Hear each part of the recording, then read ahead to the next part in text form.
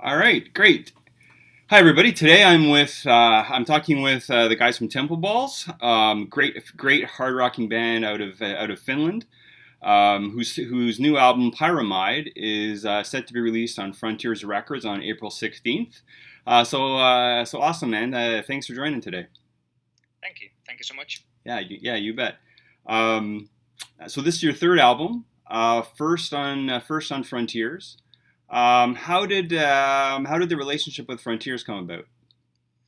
Well, we had a different label on our first and second album, and in the midst of touring, we got offered a deal with Frontiers, and we actually had to like discuss it through with the band and management and so on, because we were kind of uh, uncertain what to do next or with what label and so on, because we had a license deal with the previous label. Yeah. So uh, so yeah, we actually had many many chats about this whole situation, and eventually we decided to hop in with Frontiers.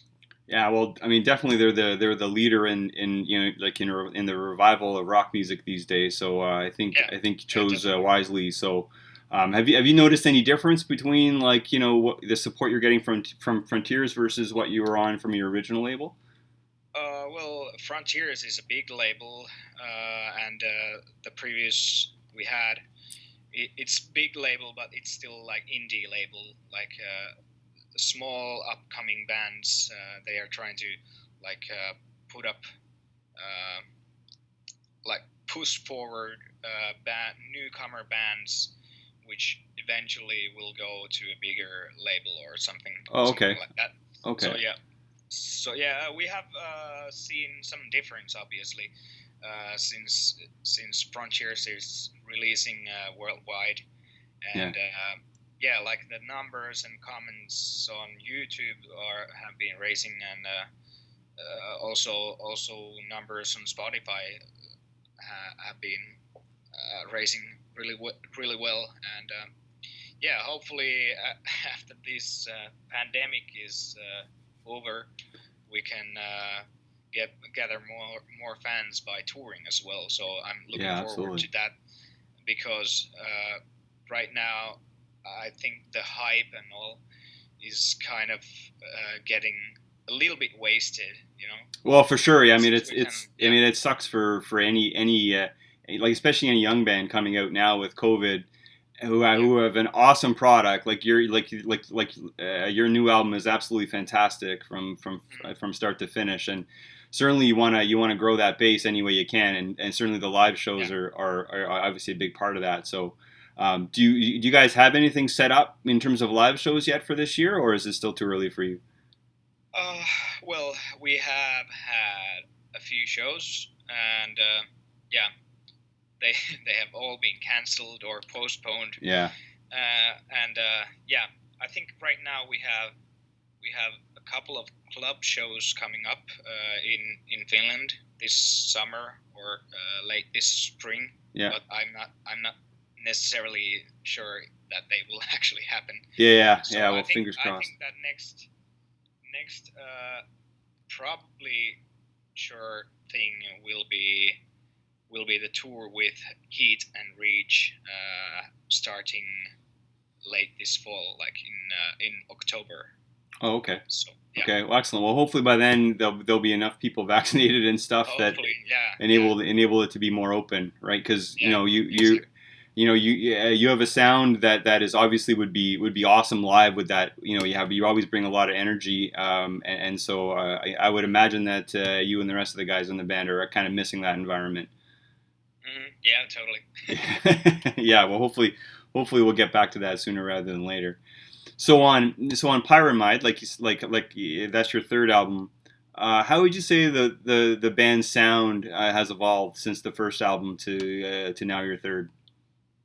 Well, the songwriting itself has improved, obviously, as we we have had much more time to rehearse and to actually get to play long tours and so on. So like a basic foundation of playing has evolved really big time, you know. Yeah. So with that, I think that at least that had some sort of effect on how the album came out. Yeah, and certainly like one of the things that I found in terms of the progression, especially with this album, there was a lot. It seemed to be a lot more focus on the melodies, like the melodies within each song, not only like vocally as well as the actual music part, right? Was that like a conscious decision, or was that because everybody just had more time because you had nothing to do but sit in a room and write and play, or yeah, I think it was a conscious step forward, and also we wanted to combine the poppier side of Traded Dreams, our debut album, and the darker side of our second album, Untamed. Yeah. So it's kind of a mixed bag. Yeah, absolutely, and that's what I thought. I found too. I mean, there's one song on the album, which is one of my favorites actually, called "Bad Bad Bad," and it's the sexiest of them. Yeah, yes, absolutely. But it almost has like an '80s pop sort of vocal, while still being like a hard rocking song. Like I find that that's a really interesting and very cool song, to pull off both of those genres, right? Good point there, because I never realized that it would eventually sound like that. Yeah. the whole song it was really poppy when we started working on that track. Yeah. And it went. Eventually, we wanted to make our really metalish stamp on it. So, yeah, well, that's mixed with metal. So, yeah, exactly. It's a perfect mix for sure. And that's when I first heard that song, I'm like, oh my god, this is like 80s pop meets basically your second album, and you merge those two together, and that's what you got, right? So yeah, that's actually well said. It's I could have said it better myself. So it's actually superb. So were you writing, was there any themes to the album, or was there a story to the songs at all, that you were trying to get across? Well, there's not any specific themes, but to attach those songs to one another. But there's always, I try to keep the stories included in songs. So every time I'm doing some lyrics, I try to focus on the story to make the best possible outcome. Right. And also, I know that Jonah, who's our producer, and he's been involved with the lyrics as well. Okay. I know that he's super into my lyrics, and he likes to tweak them a little bit, so we can really push it up a little bit. Yeah, it makes sense. And for you guys in the band, how does a song typically come together for you? Is it the music first? Is it lyrics that then inspire the music, or is it sort of a combination? Sort of a combination, but mainly it's our guitarist Nico and Jiri, or our bass player Jimmy, will bring some sort of a basic demo on the table, and then we start putting some layers on top of that. So, for example, vocals and so on. Okay, awesome. And what did you'd mentioned your producer Jonah, and he's best known, I guess, from Heat. But what did he bring to the table for you? What was his influence like in the studio and in the songwriting process? Oh well, he joined on the songwriting, and also he was acting as an engineer and as a producer, and as a backing vocalist and as a keyboard player on that album. So he's like a sixth member for our band. Well, cool, and you could definitely tell the One of the songs that I thought was a little bit different for you guys was the piano ballad. Oh yeah, If only I could. yeah, right. Yeah, it's it's actually the original demo of the song. The piano part was played by the band called Orion from Finland, if you know them. Okay. Yeah, I do. Finnish melodic metal band, young guys like us. And yeah, the keyboard player Arttu Vaukkonen played on the Oh, okay. demo, but on the album version there it's Jonah who plays. But anyway, he Arttu helped us to finish the composing parts of the keyboard stuff. Okay, excellent. Yeah, and what a great tune, and it sort of builds in sort of the the emotion and intensity throughout the song too. So certainly excellent song, and it's a definite different side of what you guys can actually do. So pretty cool. Yeah, I'm really happy that it ended up being on the album because there was a little bit of argument. Oh yeah, should it be on the album or not? So yeah. I'm really super happy that it became a part of the album. Yeah, it's actually great. It's awesome. It sounds great with headphones on. Yeah, very cool. Very cool. Thank you. Now, one of the things that I noticed, and again, because you said you didn't really write to a theme, but one of the things I when I looked at the song lyrics, or sorry, not the song lyrics, the song order, right, the running order, right. Yeah. And if you just take the title of the songs, this title of the songs has this. You can kind of see this theme, through the album around, almost like this initial rebellion that actually causes some complications and some hard times, and then there's the the ability to overcome through perseverance, and then ultimately finding that rebirth or that new meaning to one's life, right, through the last two versions of the songs, right. And I just am I reading too much into that, or is that sort of an interesting perspective? Yeah, it's pretty much the song order is always really important when you have people of all ages, Yeah. People my age usually, obviously, don't give a shit about buying CDs or vinyls or whatever. Yeah. But there is still young people who buy CDs and so on. So we want to still maintain that album, the whole package. Yeah. That it isn't just singles. Right. It's an actual album, even though it hasn't got any theme or whatsoever. Right. Yeah. It's still an album. They should be glued somehow together. Right. If I may say. Yeah, for sure. So, and in the running order, definitely. 100% right that the song order and all that the storyline between songs, it's constantly evolving somehow, ups and downs. Then we go up. Yeah. A little bit down. Yeah. So, well, excellent. Actually, it's like a novel. So I mean, well done for sure. Thank you. Where did you draw the inspiration from, for the songs themselves? Well, from everywhere. It's. I think it's when we listen to a great band, great bands or great artists, and from different songs, we pick up the influences on different songs, and then books, movies, and so on, really basic stuff, mythology, and so on. I'm a big fan of history myself, so the text part is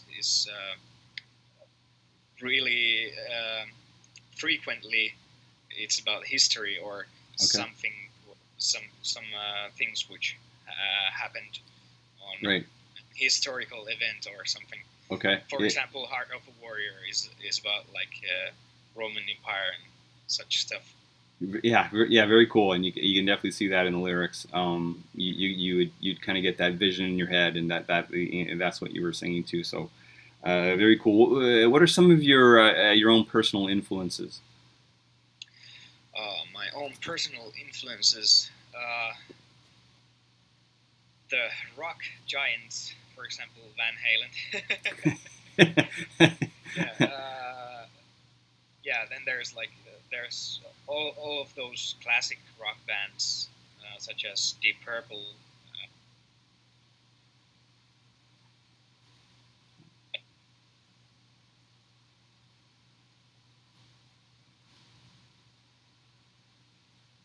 Thin Lizzy, and so on. And then the newer stuff, I really love, like Avenged Sevenfold, although it's not that new anymore. Yeah. You may see this new band or not, but that's up to the listener to decide. So, in my opinion. So you mentioned Deep Purple. I know you had an opportunity to open for Deep Purple. What was that experience like, based on if that was one of your initial influences? That was, a dream come true, obviously. Yeah. Although we didn't actually meet the guys back then, because we had to leave like right after our show. We had a different show like 200 kilometers away from. Oh wow. From that city, so we just had to. Well, maybe next time. And drive away. Yeah. Yeah, maybe next time. Yeah, some of our crew stayed there actually and met the guys. Met Don Airy and Steve Morse. Oh, okay. And they said that they were really super nice guys. Cool. Well, hopefully you'll get to actually meet the guys at some point. In the next little while. So that'd be great. The first single showcased your newfound focus on melody or whatever. But why was that first one chosen? Thunder from the North. I think it's just the driving force of the song. It's about our band and our fans. It's what it's like to be in a band called Temple Balls, and what it's like to be in our shows and so on. Like it's sort of an biography. Yeah. I kind of thought that was sort of like a really cool. I can't find the words to describe it best. Yeah. It's really the story of our band. So. Yeah, well, that I kind of got that when I first heard it, I'm like, oh, this is kind of neat, based on you guys are from Finland and whatever, and all the music is pretty, I mean, not to borrow the phrase, but thunderous, all the sound kind of thought, right? So I thought that was a pretty interesting choice in terms of your first release, on Frontier. So, but then the second single, TOTC. Was a bit more of a throwback to something, say, like Freak Flag from the first album. Was that why that you chose the second, that song as the second single, because it sort of brought along fans that you had from before, up and saying, hey, we're still this band, we've just sort of evolved? Yeah, actually, I think it was one of those conscious moves. We wanted to introduce at least one fast track, a little bit faster track, which was Thunder from the North, and then we wanted to introduce our probably the groovy part of our production, and also the high value that we keep on our backing vocals, for example, right? So on. So we wanted to probably have those fans that we had before to keep them together with us, like not changing the music, not too much. Yeah. At least. Yeah, for sure. Yeah, no, and that's a great song too. It's like one of the better songs on the album, for sure. Well, they're all great, for sure. Yeah, but certainly that was a good one too. One of the things that I noticed about all of your albums is that you have really cool album covers. They're really elaborate. They're interesting just to look just to look at. Where did the inspiration from the album covers come from? And then what does the story behind the new one for Pyramide? all of the artwork is made by Jan Yrlund from Dark Grove Design, and he makes a lot of album covers for power metal bands mainly. Yeah. And like overall metal bands from Finland at least. And he's really such a massive talent. We have decided to use the temple theme on every one of our album covers, and on every album cover there has been the basic idea, which was usually made by Jimmy, our bass player. And when we have sent the basic idea to the artwork, to the guy who makes this artwork, it's always been the first issue which has ended up being on the album. So that's what cool. Why I said that he's a massive talent. He's just perfect guy to visualize our stuff. Yeah, well, I got, I definitely got that sort of that metal vibe from all of the album covers, and we want to, like I said, we still want to appreciate the fans who are buying our albums, because they want to have something special. Like for example, when I bought my Thin Lizzy albums or Van Halen albums, or Van Halen doesn't have that much artwork, but anyway, like Thin Lizzy, probably Iron Maiden. Yeah, exactly. Well, some of them were like some of the new Judas Priest ones. Yeah, precisely. We wanted to give the fans something special if they are still buying our album. So we want to keep the tradition alive, at least somehow. Yeah, well done. And and being that you said you're a fan of like history and all of that mythology stuff, like I can kind of see them being woven in as well, and keeping the temple theme. I think that's I think that's pretty cool. So I like. Anyway, I thought your album covers were very cool. I like just looking at them. I think they're pretty cool, and they would actually provide a nice wall decoration too, with a nice frame in case anybody's watching and wants to do that. I think that would be pretty cool. So I'm conscious of time here. Just two final questions, I guess, really short ones that I'd like to ask everybody. What was your first concert you ever went to? Brian Setzer in Helsinki. Oh, okay. I was 8 years old, and I got to meet Brian next to the stage. Fist bump. Awesome. Yeah, my dad took me to the concert, and that was the first, if I'm not completely mistaken. That's awesome. Cool. And then, I think the second one was Deep Purple. Oh, nice. Yeah. Okay. Cool. Well, that explains the Deep Purple. And, Deep Purple, and I was kind of mad to my parents because one time Eagles was playing in Helsinki, and I couldn't tag along with them. So they were going. I was really burned. pissed off. Yeah, I was probably 5 or 6 years old, and I was a huge fan of Eagles. Oh, that's awesome. That was one of the moments when I hated my mom and dad. Yeah, that's funny. Now, what was your first band T-shirt? Probably Kiss or Led Zeppelin. Okay. Probably. Both solid. Not sure. Yeah. Might have been Thin Lizzy though. I'm not really sure. Well, we be one of those. Any of those are all good. So, so cool. So, thank you very much for your time. I really love the album. People really need to hear this album. If people that are watching, go pick it up, go listen to it.